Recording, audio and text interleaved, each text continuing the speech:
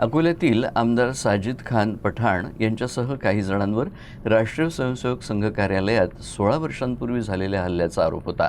या सर्व आरोपींची शनिवारी प्रथम श्रेणी न्यायालयानं निर्दोष मुक्तता केली आहे। 12 नोव्हेंबर 2010 रोजी शशांक जोशी यांनी सिटी कोतवाली पोलीस स्टेशन इथं तक्रार दिली होती की ते अकोला शहर राष्ट्रीय स्वयंसेवक संघाचे शहर स्वयंसेवक होते।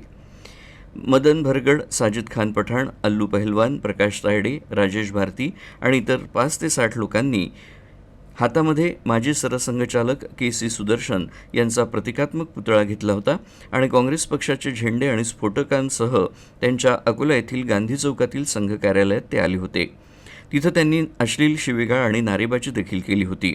तसंच त्यांच्यावर आणि इतर स्वयंसेवकांवर त्यांनी हल्ला केला।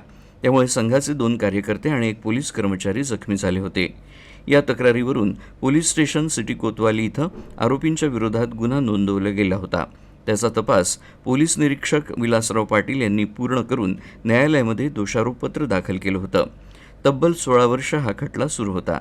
मात्र न्यायालयानं आता निकाल देत या सर्वांची निर्दोष मुक्तता केली आहे।